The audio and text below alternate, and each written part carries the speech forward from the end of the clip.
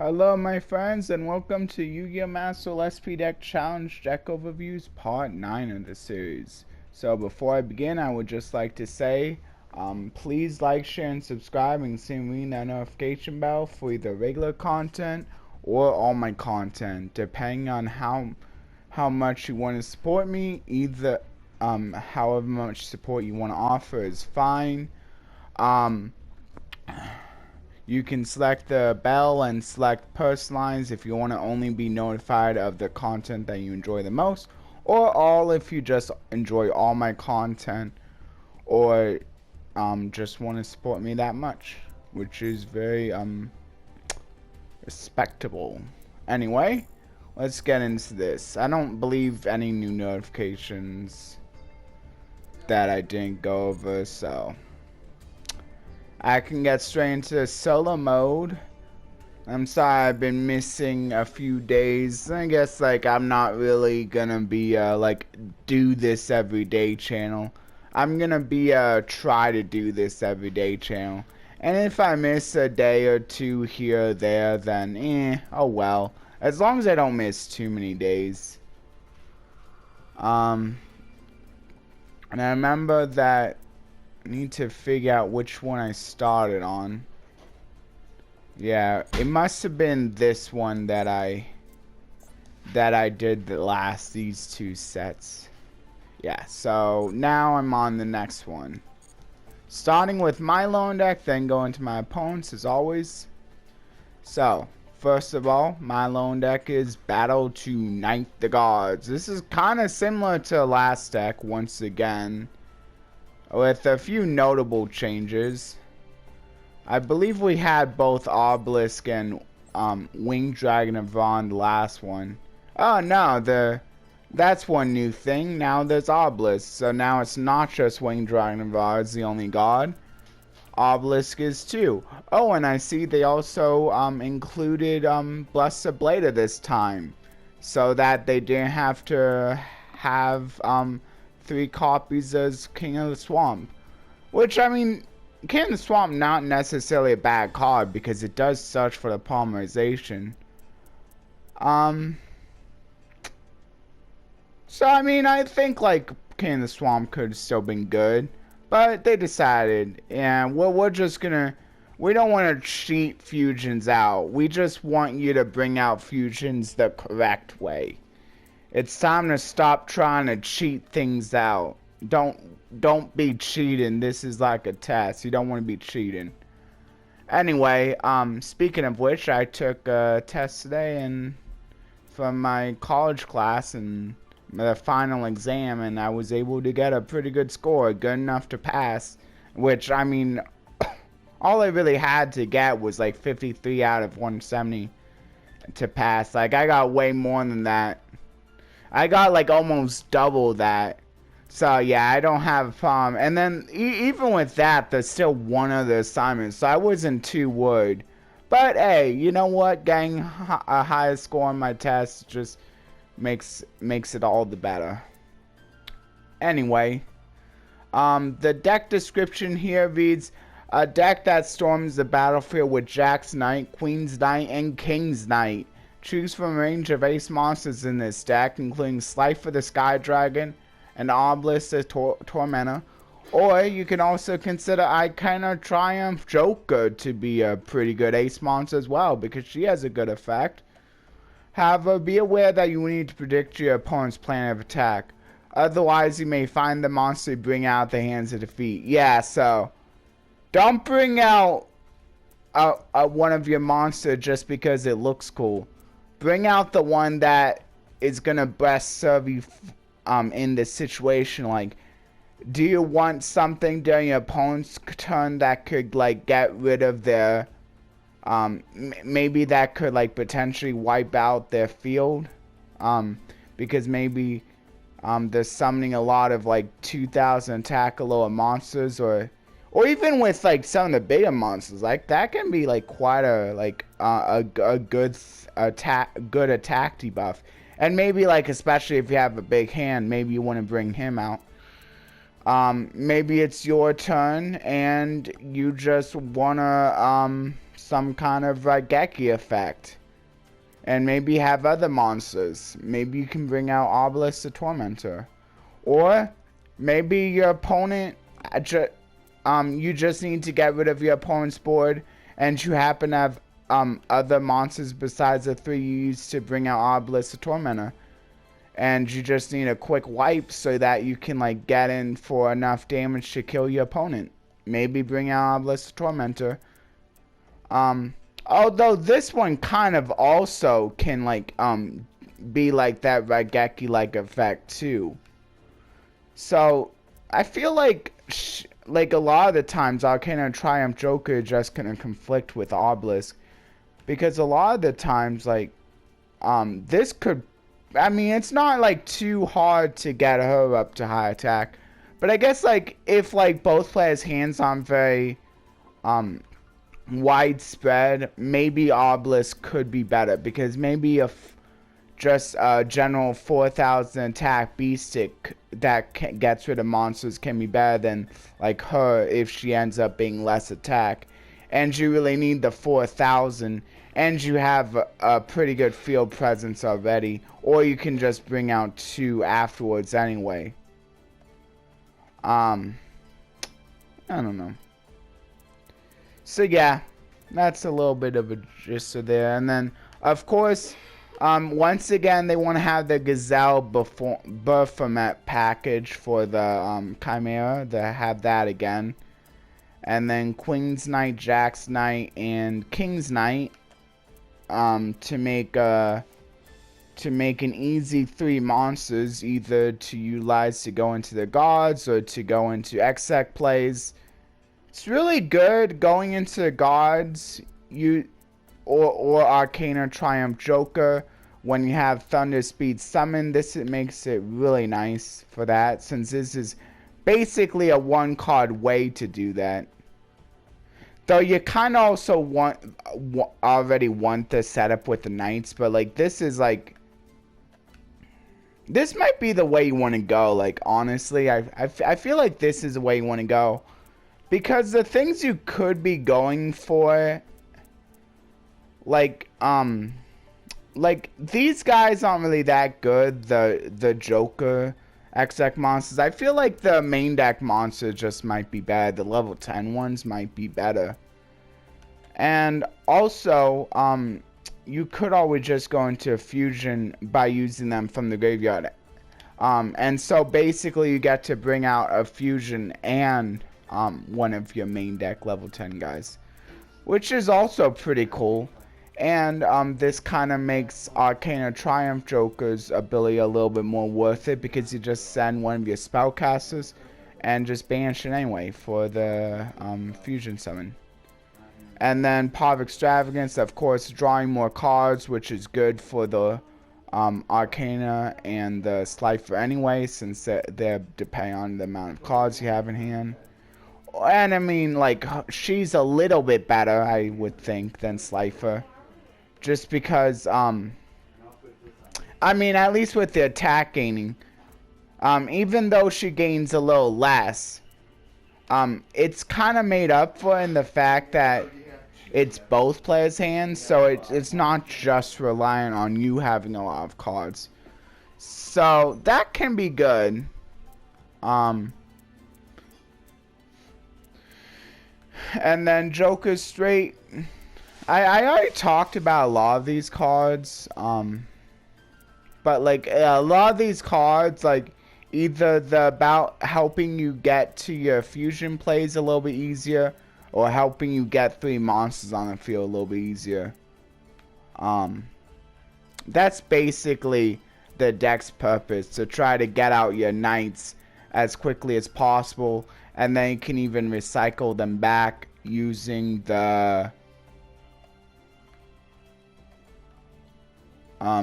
using stuff like Joker's Wild and Joker's Knight, and and these even recur themselves by doing so.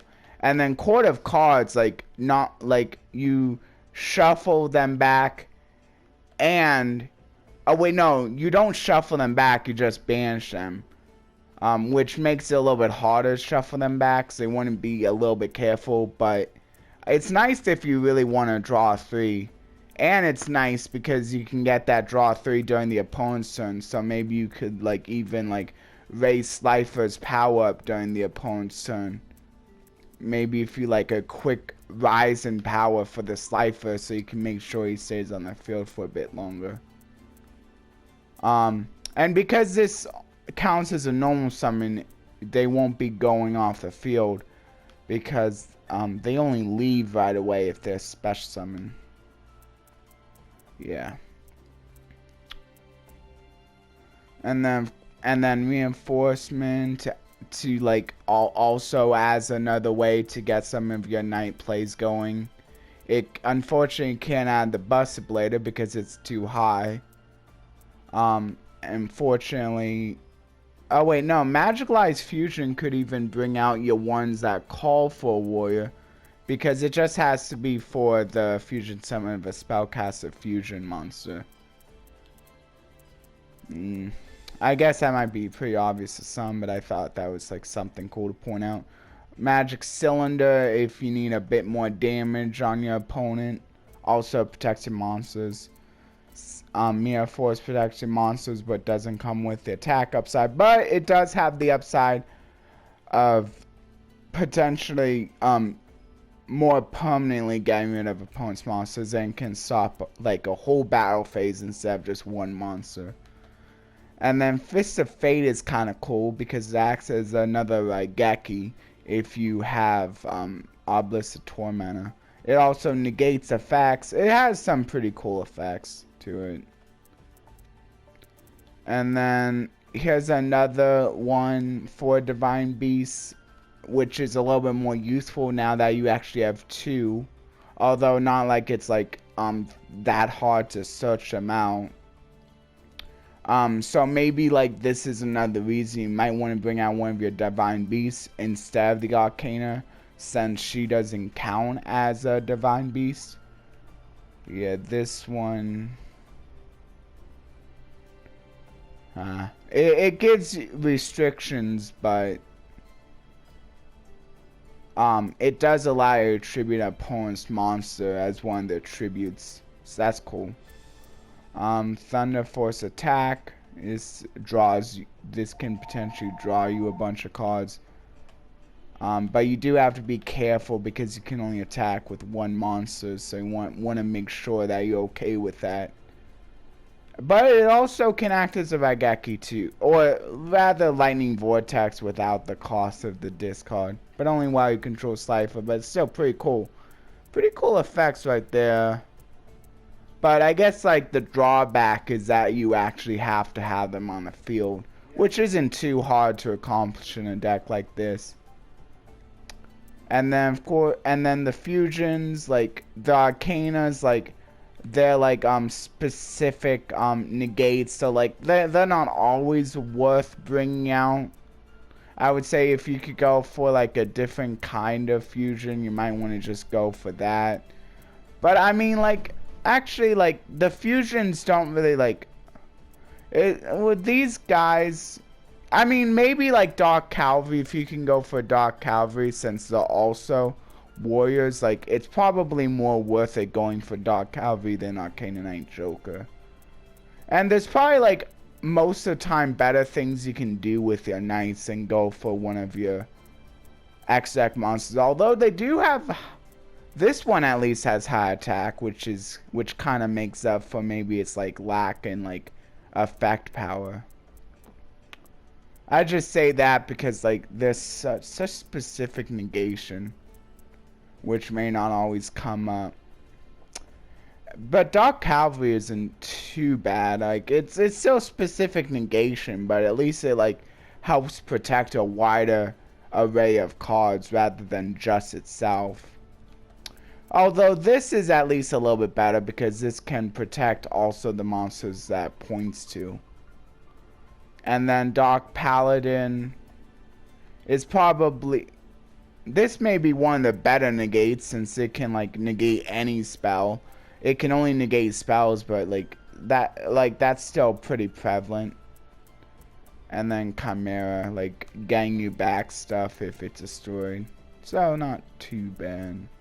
I mean, if you can't go into it, you might as well, because then it can just get you back one of these guys if it's destroyed. Which at least, like, that gets you, like, tribute fodder, if nothing else.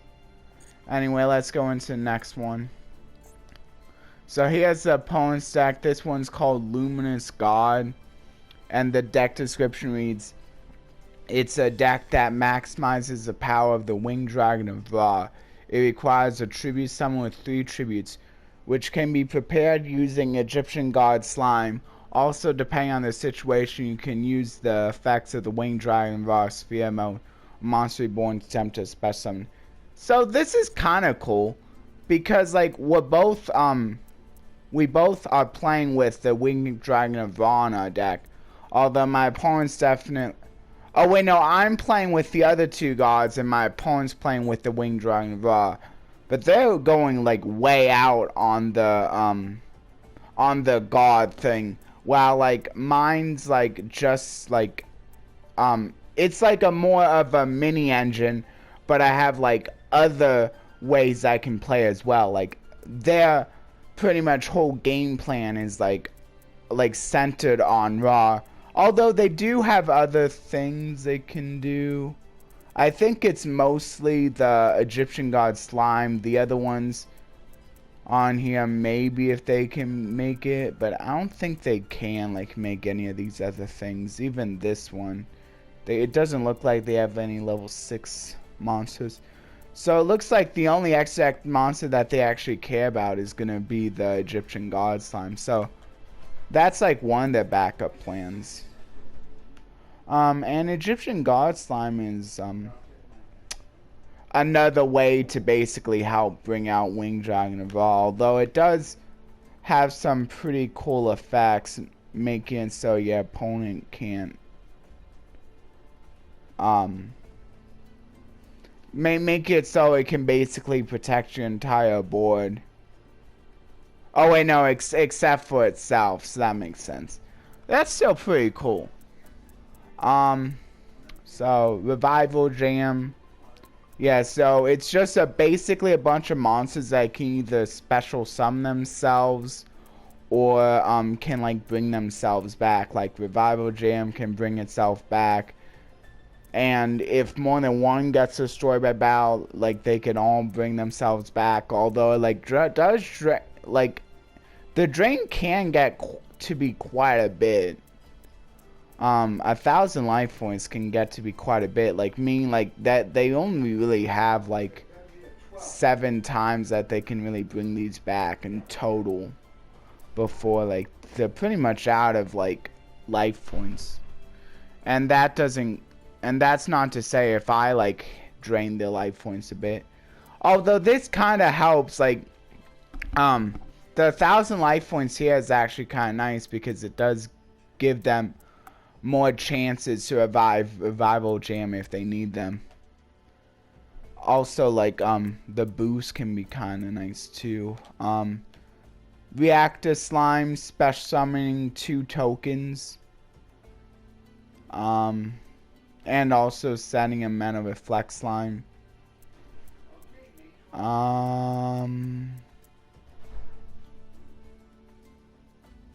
Which, I mean, if you're like tributing this for the Mana Reflect Slime, you can then use one of the tokens plus the Mana Reflect Slime, I'm pretty sure, to bring this guy out. Oh wait, no, you just need to tribute the level 10 Aqua. That's right, because, yeah, so the level 10 Reflect Slime.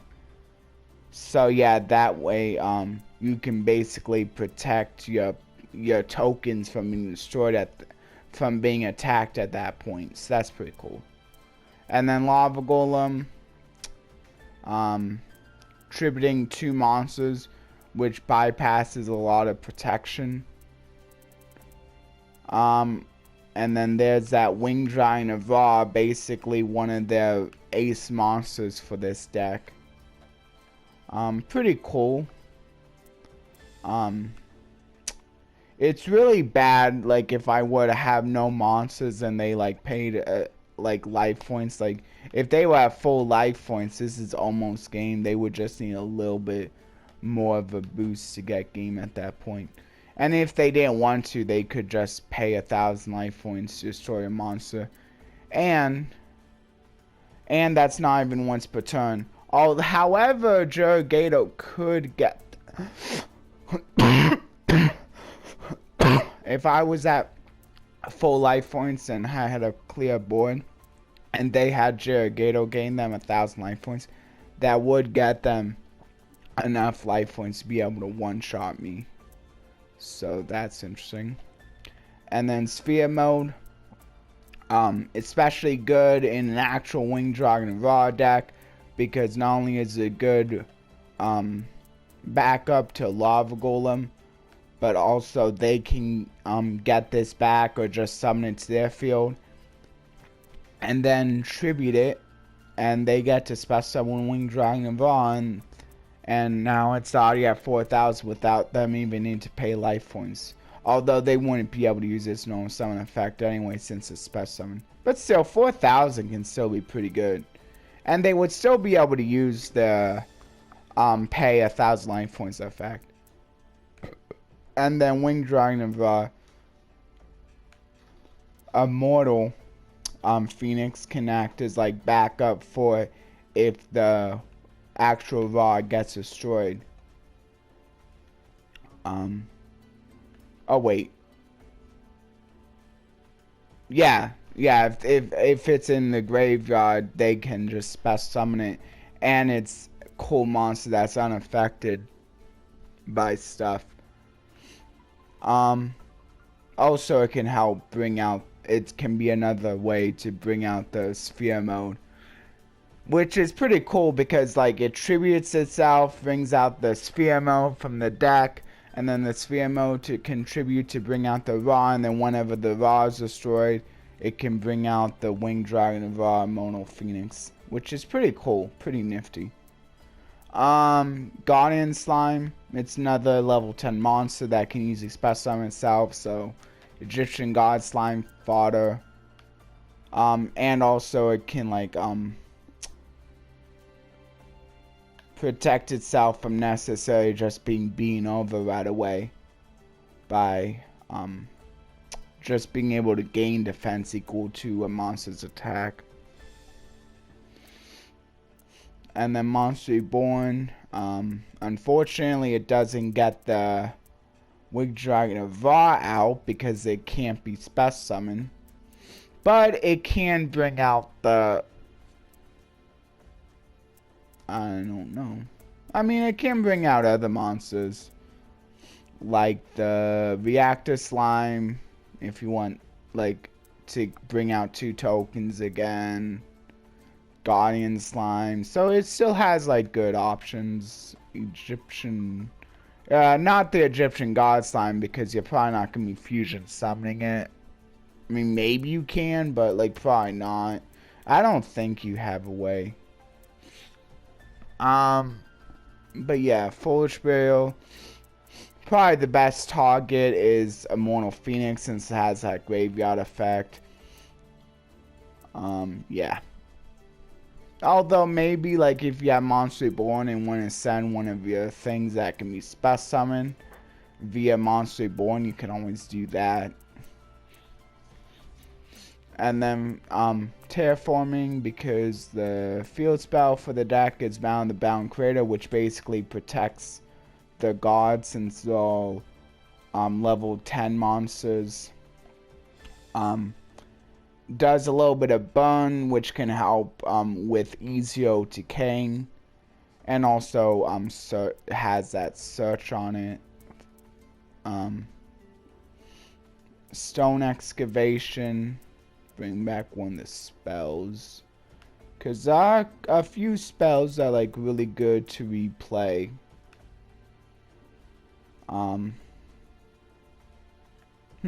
Oh, that's when it's destroyed by card effects and sent to a graveyard. I don't think you have a lot of ways to destroy yourself, but I mean, in case it is, like, not, the searcher's nice.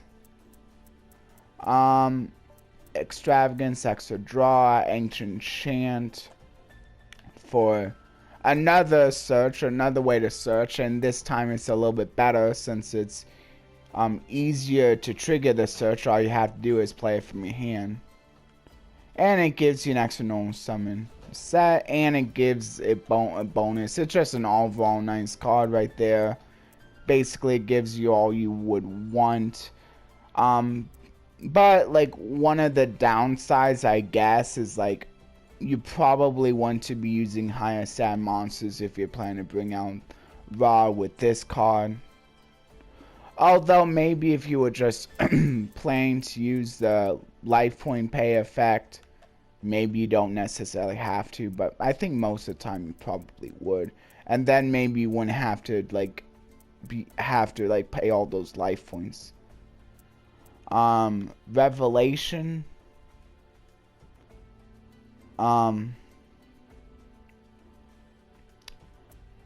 This one allows you to add Monster Reborn, so that's cool. And it allows you to actually... Oh, yeah, that's another reason you have Monster Reborn.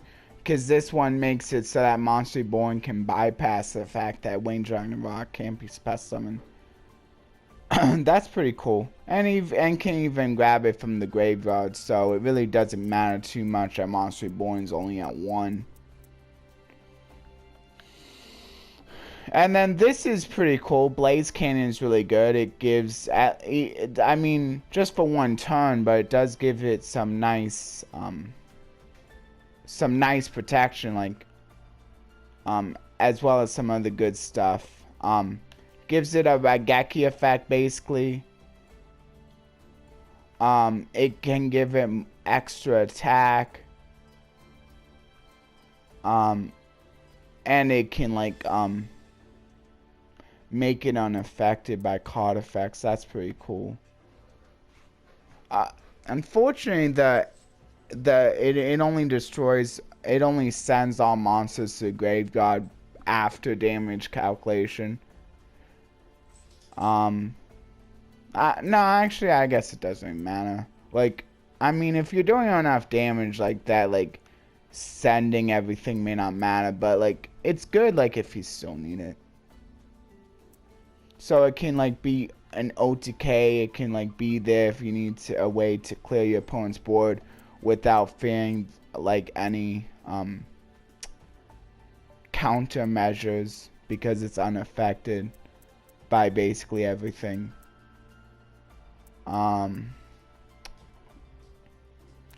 Oh yeah, one thing I wanted to say is, like, what you could do is you could pay a bunch of life, you could pay all your life points, and then during the battle step you could special summon the Jiraigato, and then you can, like, destroy one thing. I'm not sure how often that will be coming into play, but that's kind of cool. It's also kind of cool that, like, if you have multiples of these in your hand, you can just activate all of them to gain multiple thousand life points. Thousands of life points, you know what I mean.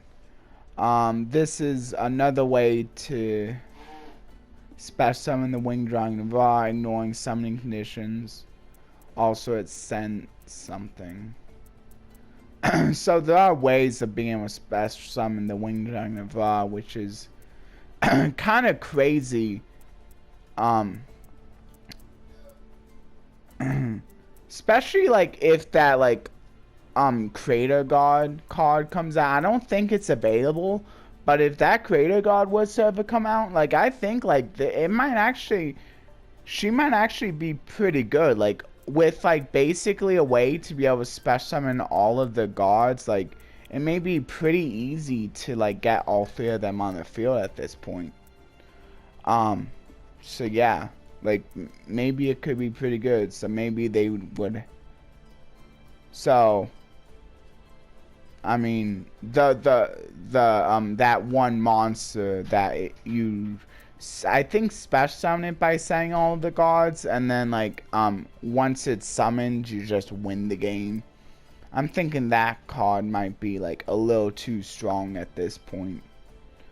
But I don't know if it like would ever be a real card, but I think it may.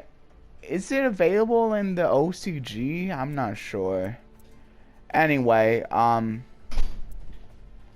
yeah, Metal Reflect Slime kind of got covered. Like, this isn't really that important. It's just another trap monster, but is useful for bringing out the Egyptian god slime. Sun God Unification can it's pretty cool because like this can help give you all of your life points back, so you don't have to worry too much if you pay a bunch of life points for the Winged Dragon of Ra's effect, or if you just wanted to give it attack and offense off of this card. Maybe like if you didn't normal summon it. Oh wait, no, this is only for a special summon. So this is still a way you can gain its normal summon set effect without actually having it been normal summon. This is also kind of cool, like to spring on your opponent. Oh wait, no, you can't spring on your opponent during the battle phase because you can only activate during the main phase. Anyway though, Ultimate Divine Beast. I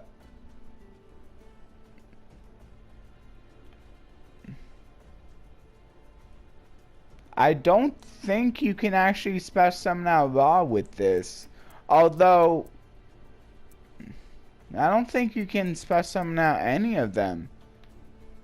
Why are they even playing this card? Oh, I guess it's really only for the end phase effect. Yeah, because you actually can't special summon out any of your divine beasts in the yeah. So you won't be able to special summon out Ra and any of its components with this card, but at least you get the destroying all face-up cards, so that's what it's there for. Which actually still isn't that bad an effect. And then I went over this one. So that's pretty much it for the video for today. So I would like to thank everyone who stayed for either mine or my opponent's decks that I went over today. Deck that I went over today. And if you saved for both, thank you as well to those people. And thank you so much to those who stayed for the whole video. And I'll also leave the verse in the description within the next few days, if not today. Probably within the next few days though. And I'll also leave the discussion in the pinned comment within the next few days.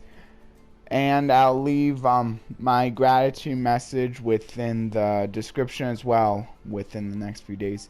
So anyway, again, please like, share, and subscribe, and ring that notification bell either for regular content or all my content by selecting the personalization bell and selecting personalized or all, depending on how much support you want to show me. That'll do it for the video. So, bye everyone.